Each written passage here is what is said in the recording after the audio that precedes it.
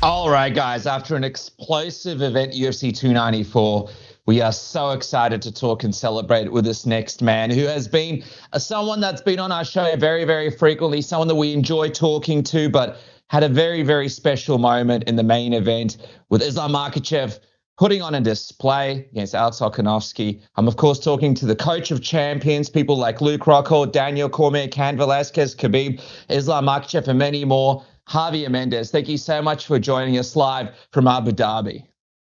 Thanks, guys. Thanks for having me on. You guys are my pals. we go way back, man. The many we go way back. The many hotel rendezvous. We've been rendezvousing in hotels for years, you know. And if there was no context, people would be like, "What the hell is going on?" No, we met in the park, guys. Come on, we met in the park. As if it wasn't suspect enough. $20, and you know, no, it was the park. We had been at the park, strolling in the park. That's nice right. and relax. No hanky panky. Two cars passed each other, some windows were lowered, and then we kept driving. Dude, I feel like you're in a good mood, man. I gotta say, you've had some phenomenal wins. You've had some exclamation points from your fighters. Where barely 24, or a little over 24 hours after the emphatic win. Where does this one sit for you, man? And how are you feeling after such a spectacular knockout? I mean, because of the magnitude and what a great champion Alex is, and the first fight being so competitive. Yeah. This has to rank up as probably the all-time, honestly speaking, on finishes. The magnitude of this one, for me, it would have to be the best, the number one for anticipation and results. You know, I mean, we've had great victories, but never something like this, because, you know, I never focus on, you know, a finish. I always focus on trying to dominate for 5 rounds. I never focus on finishes. If I'm reading the room correctly, correct me if I'm wrong, but I almost feel like this good mood, it comes from a sense of relief. How much of it is relief, and were you feeling the pressure heading into this one, given how the first fight went? No, the good mood is nothing to do with the fight. Zero to do with the fight. What happened? I'm in Dubai, guys. Give me a break. Okay. I'm in Dubai. Nothing to do with the fight. I don't worry about the fights. I don't think about the fights. It's like I'm a robot in some degree. I know what to do. I know what to say, you know, and I just do. It's like a love passion, and not a job, but it's a love passion of mine. I understand the game. I know the key things to say, and I know how to change on the flip. You know, if we can do this, we can do that. If we can't do that, let's change to that. So no, there's nothing to do with the fight. This is me being in Dubai, seeing all my brothers, meeting brothers, all the beautiful people I meet over here, and the great hospitality that I get in Dubai and in Abu Dhabi is, man, that's why I'm very happy, because I'm here and I'm amongst beautiful people. Okay, good. I always feel like you get treated like royalty when you're over there. Everyone's just like, half. You're like the unofficial, I don't know. I don't know about that, but I get treated really well. I have so many beautiful people here that are so, I mean, I can't even explain it properly, to be honest with you. Man, I got so many. Today I'm going to go with a great brother of mine, Orkan, who owns the Trove, with a few other partners. And then there's another guy that I'm going to go on later. There's another restaurant at Dubai Mall, Amaya, sorry. And I go there, and I just feel like it's family, you know, and that's why I'm happy, because I get to see guys like that, and Sheikh Tarek from El Sharjah, and, you know, a bunch of people, you know, and my Habibi, which is Mr. Fad, you know, from Abu Dhabi. He's the UAE promoter, president, you know, and Abdulmanan, his boss. So I can go on and on and on about all the beautiful people that I've met, and I just love being around them. You know, it's awesome. The crew, man, the crew. Something that I wanted to touch on, though, you mentioned how you know what the things to say, and you're able to sort of like flip things on the fly, but you're always preparing for 5 rounds. Were you surprised then that this knockout came in the first round? Because I imagine that's probably not what you guys were preparing for. Well, they were preparing. I'll tell you what, Magomed, which is the main coach at Abdulmanap's gym, they were preparing this type of kick with a shorter opponent. And it was like, I did it on my Instagram. You see it where they're working out behind, you know, before we walked out. There's like tip kicking, knees up the middle, then go to the head. So Magomed gets all the credit for this one. If you're going to give me any credit, give me credit for making sure I told him, look, I only want to tell you two things: keep your hands up, number one, and number one most crucial thing, distance. Keep your distance. That's, and anything else, I said, I've already trained you. You know what to do. So I say the Matador style, you know what I want. So I don't need to go into detail on that because he's been trained that way already. So for me, that's why I tell everybody, it's like Islam is so easy to give instructions on the game plan. He can change easily on a dime, like I always say it. You know, it's interesting. I know you mentioned you didn't get too caught up in, all this kind of stuff. But I also wonder as well, because I know you mentioned to us that this Alex fight for you, that was something you wanted to see, right? Like this rematch, you wanted to see it happen. Yes. It's almost like you kind of like when you woke up, you're like, is this a dream? Like now Alex has stepped in instead of Charles. Like now we get our shot. And I know personally for you, you said that that's a fight that you'd like to see happen for Islam while he's still at lightweight. So I wonder from a personal satisfaction standpoint, because I don't really remember you really talking to us about like, hey, I personally would like to see this fight, or I'd personally like to see that fight. I feel like with Alex, he's one of the first names where you're like, look, I don't know if Islam feels like this, but I personally would love to see this guy get another fight so we could kind of put this one to a rest. So I just wondered, like, personally, was there any like added joy or contentment, or was it at least like a feeling of, all right, like we got this one done? Like for me personally, that's a tick. Like we can move on from this. Like anything like that going on in your mind as you saw that finish? Well, 100%, because it's like there was so much stuff being drawn up by like Joe Rogan, Dan Hooker, a bunch of guys, all our friends. And it was like there was unclarity, and I wanted it to be clear and definitive. Hey, this over, move on, that's it. So I wanted that for that reason, for me personally, and obviously for Islam, but me too. I wanted to, hey, we won that fight. Like I always said, turn off the music on the first fight, and then look at it objectively and see who landed the better strikes, see who had the more control. But it was a great fight. Don't get me wrong. I'm not saying that. And two great champions fought, but I'm saying, if you are unbiased and you look at it from that point of view, you're going to see that we clearly won the first fight. But that was never, ever clear with anybody. So obviously, either I'm smoking crack and now I'm not smoking crack because now Islam did what he was supposed to do. And I'm, I'll tell you what, in all honesty, I'm glad it didn't go more than one round, because then there was going to be doubt again. Not enough training, not of this, not of that. You can't say nothing off of this. Cannot. It's just a question solved. Move on. Let's let them both move on to the next chapter in their great fighting careers and create that great legacy that both of them have. Both of them have great legacy. I mean, you can't do nothing but love Alex. I mean, you really can't. He is such a lovable guy, in defeat, in victory. He is still a lovable guy, very, very respectful family man. I have nothing but the most admiration for him. I really do. But I'm a coach, right? Islam's my guy. So obviously, I have to go on that route. I can't go for the other guy I'm not training, right? Yeah, well, I feel like for people that might have not seen our previous interviews, like you've always been so respectful of Alex and his skills. Like you're always the first guy to say, hey, this guy's a great champion and he's a huge riddle and a puzzle. And you've really always sort of looked at him as the challenge that he is. So for people that might think, Islam taking this fight, he was already there and he was already preparing for a fight. I know that just how much of a challenge it was to sort of take on Alex last minute for you guys. And I know you mentioned like there needs to be some credit given out to you and the team and Islam for accepting that fight as well. It's, one of the tougher challenges last second. But I also wonder, like from a personal standpoint, you wanted to see that fight happen. Okay, like that must be a really nice moment for you. But also as an expert striker yourself, a former champion, how sweet was it for you to see Islam get this win with that head kick and with that striking that he displayed? Because when a lot of people think of Islam, especially before, they thought of the wrestling. They thought, this guy is a very, very dominant wrestler. But you, for the longest amount of time, have been telling us, hey, this is one of the most well-rounded guys.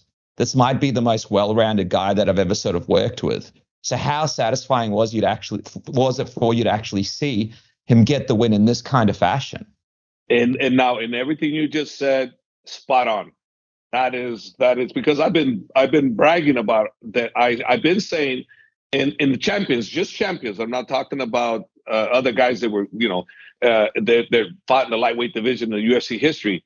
I said in the champion division, he's the greatest well-rounded lightweight fighter of all time, and he proved it. He proved my point, and so from that point, the fact that I speak something. And I like to think that I'm a truthful person. So, for him to do what he did just proved my point. And for that, yes, I was like, all right, now, okay. I talk the talk. Now I walk the walk. Be honest. What we've been always busting your chops about Khabib this, Khabib that. What was it like sharing that moment with him afterwards? What was it like having him there? And what did he say to you afterwards? Nothing. Nothing. Great job, coach. That's it. What is he? The Mona Lisa cracks a half smile. Can't read it. He was at the. I think he was in Dubai. Watching it, and he was very happy. But with me, there wasn't much exchange other than I said, "Thank you, coach. You did a great job." Because one thing we didn't have last time. There's other things, but one thing we didn't have him. We didn't have his presence. We didn't have him there personally. There running the team. You guys got to understand. He's a huge inspiration and leader for these guys. He is the leader. I'm the mentor to Khabib and the guys, but Khabib is the leader, and for the leader to be here, able to give his time, and for the fighters to receive him like they do, it's unbelievable. He's just an unbelievable person, unbelievable coach, and for me that was a great joy to see, and I hope that never stops. And at some point, years down the line, when the kids are grown, I would love to see him back in the corner at some point, but right now, family's priority. And I understand the concept because, I come to this fight and how important this fight was to me. Normally, when I'm in Dubai, I meet a lot of people. I met nobody, none of my brothers, nobody. And I say brothers, I mean friends for people that don't know. I met nobody. I was just within the group. I didn't go anywhere. I stayed in the room. I didn't do anything. I just wanted to focus because I wanted my concentration on the great challenge ahead, because if you didn't think Alex was a great challenge, you're an idiot. He's a great challenge, and I wanted to stay refreshed and sharp for the fight. I didn't want to miss anything, because you miss anything, just like they probably did. They probably and I don't know because I can't speak for them, but were they overconfident? I don't know. I don't know that. I do know one thing. I asked Islam. I said, hey. When we're getting ready, I looked at him, how much you weigh? He goes, 8 pounds heavier than last time. And I said, wow, oh, beautiful. Because now the 12-hour rehydration was a great impact for him. So, and I saw, because I looked at him, I go, he looked pretty full, his muscles look very, very, very, very full. And just like, he didn't look drowned out at all. And I don't want to talk about that because then I'm making excuses, but I'm just saying he looked great. He was 8 pounds heavier. And I was so happy. Because I've trained with a lot of people, right? And a lot of fighters. And I've never met too many that were as strong as Islam. And I think that Alex, too, he's probably one of those individuals that's super, super strong. And I think Alex might have go, damn, this guy's stronger than I remember. And those things play a factor in your head. If the guy's stronger than you remember, if the guy's heavier, there's a lot of things going on, especially if everybody's feeding you. You can knock this guy out. You can do this. You can do that. You survived the ground. You did this, which all is true. All of it is true. He did all of those things. But, sometimes, if you're not ready for that lion, because you think it's a cub, and sometimes it eats you, and I think in this case, that might have been the case. I'm not sure. I'm not making any accusations or making any assumptions, but sure. I'm just stating that those things do happen. I know that this Alex thing was something that you wanted to see happen. That's all done now. It feels like the chapter might be closed on that one for good. You mentioned how Islam was eight pounds heavier. He looked good, and it looks like he wants to move up now. It looks like he wants to go to 170. Do you think that? And it kind of feels like to me like this is a good way to kind of move up, like finish out this chapter at 155 and now start a new chapter at 170. Do you think there's a chance that we might have seen his last fight at 155, at least for a bit of time, with him wanting to potentially fight the winner of Colby Covington and Leon Edwards here? Well, if that's what Islam wants, then I would say great. But let's see what he truly wants, and then also let's see what the UFC wants. Because let's face it, you guys, they're the ones that control who's going to fight who, when they're going to fight. They're going to say yes, no. So Islam's desire to fight the welterweight winner between Colby and the champ Leon is a great thing. It's a great thing, because it creates more interest, champ versus champ type thing. And Colby's already started some really cool stuff, Dagestani wrestling versus American wrestling. And all I got to say is, you need to pay attention to these Dagestanis in the wrestling, buddy, because they are world class, and they have world class wrestlers in training with them. So day in, day out. So, like for instance, one of Islam's wrestling partner and that's training with him all the time is the individual that beat Kyle Dake, who was one of the great American wrestlers who won a national title in 4 weight divisions. No one's ever really done that ever in the U.S. wrestling history. And Kyle Dake is one of the top, and this guy beat Kyle 10-0. So I'm not saying anything can happen in another match, but I'm just saying that's how good the Dagestanis are. And Khabib's crew is on wrestling. They are just phenomenal wrestlers. And again, MMA is not wrestling either. So, it's just like, Hamzat, would you ever thought that Kamaru's credentials are far superior to Hamzat as far as wrestling credentials, right? But why was he able to be taken down? Because it's not wrestling. And a lot of people need to understand, it's not wrestling. This is MMA. And when remember Khabib fought Justin Gaethje, everybody was telling me, well, Khabib, how's he going to take him? I go, man, it's like, I don't care who you are. If you're doing MMA, Khabib's a master at taking you down in his weight division.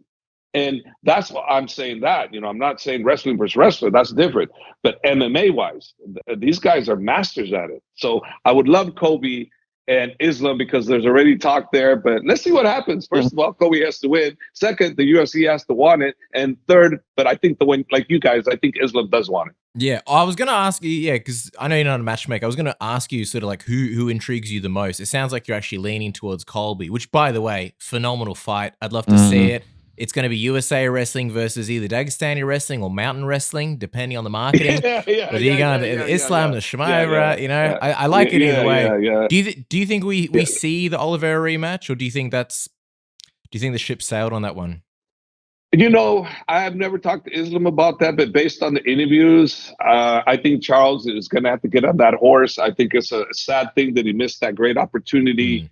And I think that, I don't know how he got that cut, but I would hope to think that he was probably wearing headgear, because I make my guys wear headgear because it's like for that very reason. It's like, yeah, you may not be going hard, this and that, but anything accidental, a head to a head, causes easily, cuts like that. It's happened in the past when I allowed one individual to not wear headgear and the other person was wearing headgear. And it was Mike Kyle versus Cain Velasquez.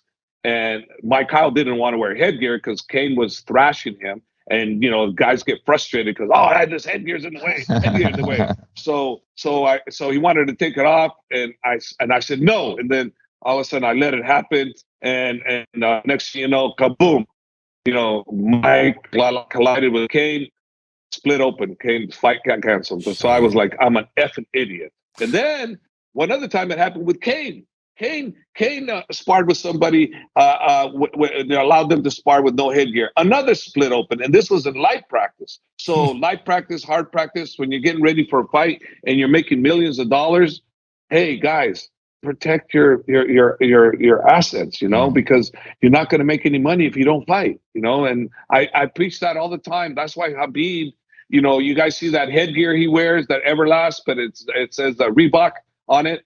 I gave him that headgear in 2012. He's never sparred without it. Wow. I mean, that's some great advice there. Hey, I always wonder, Javier, with Islam, right, if he does make the move to 170, and of course, I know you probably haven't had the 100% conversation with him about this, but are you in the mindset of, okay, like go up to 170, win the belt there, but then also come back down to 155 and defend both belts? Or are you in the mindset of, if we go to 170, we have to do this properly. Like we have to dedicate ourselves to be true 170 pounders.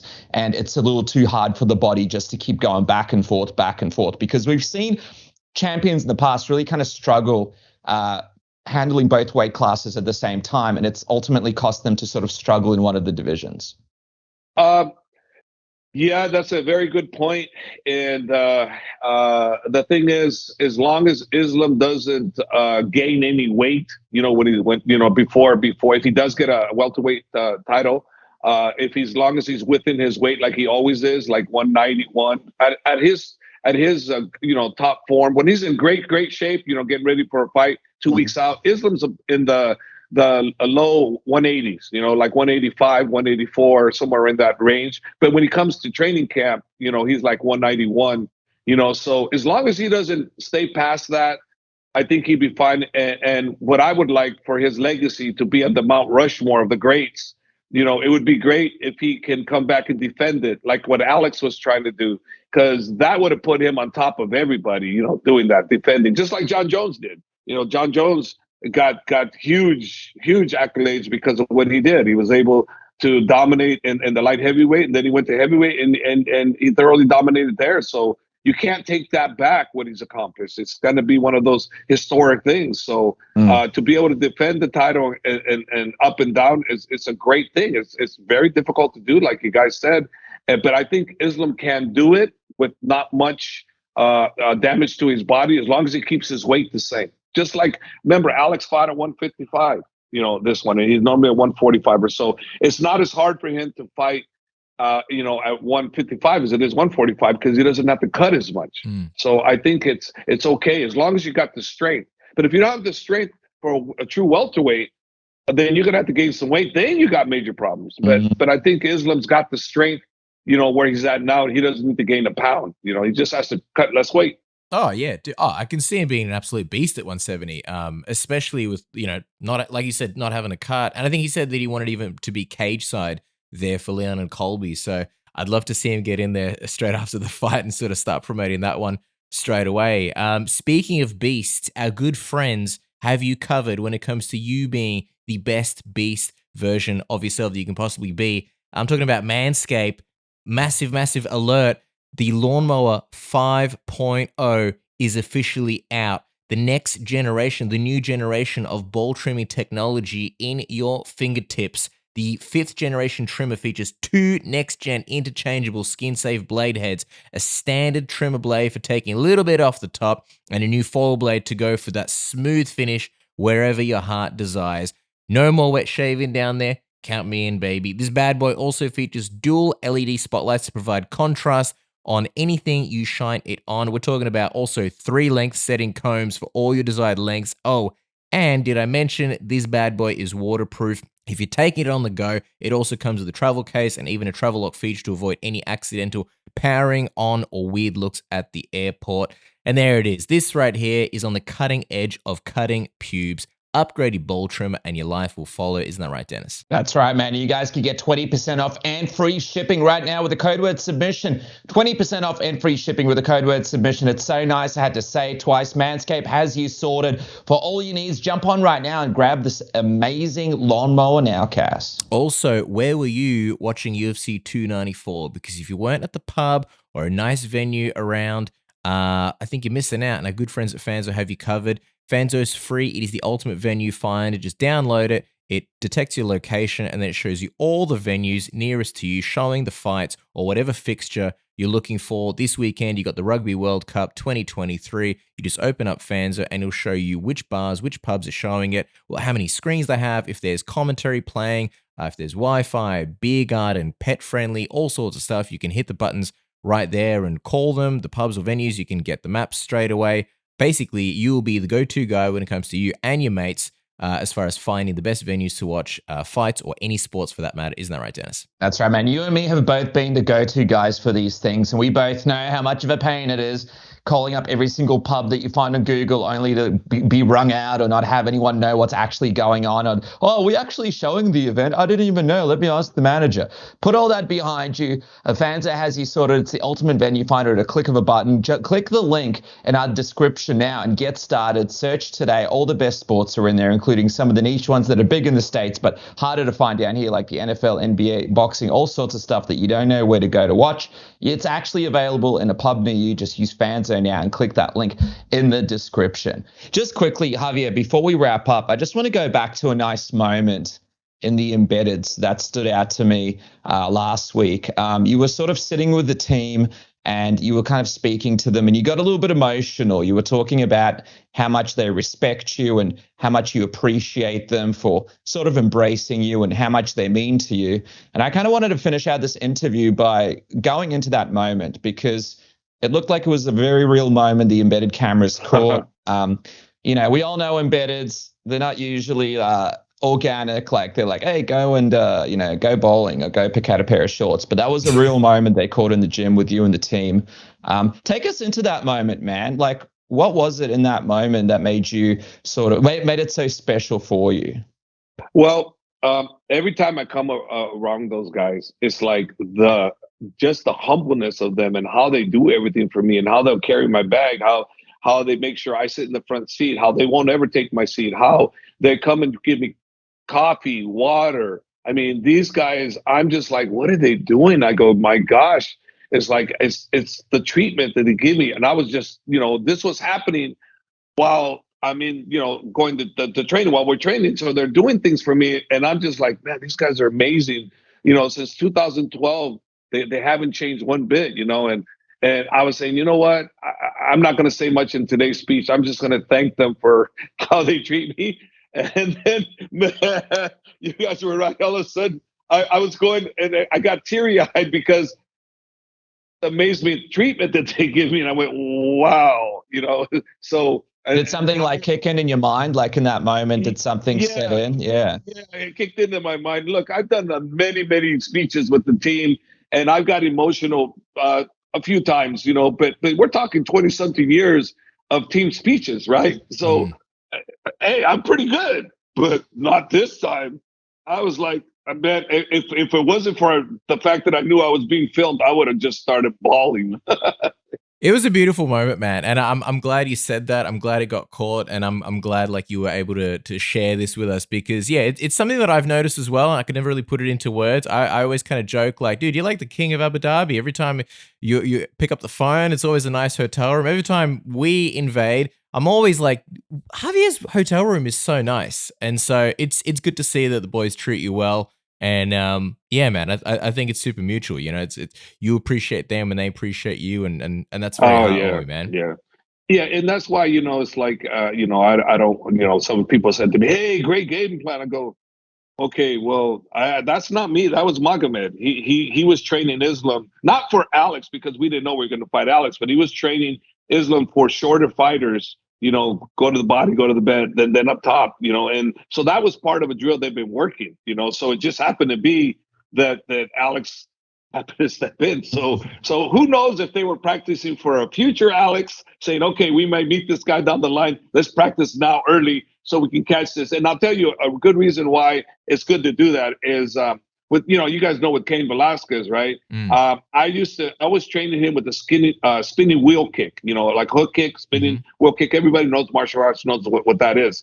So I was training Cain for a whole year, guys, a whole year, and I would never let Cain use it until finally he got so good with it. I said, okay, now I want you to use it. So he's fighting Travis Brown, and all of a sudden, spinning hook kick, boom, dropped him. It's like it was beautiful because so what I'm trying to say here is, the technique that Magomed was working with Islam was not specific that week.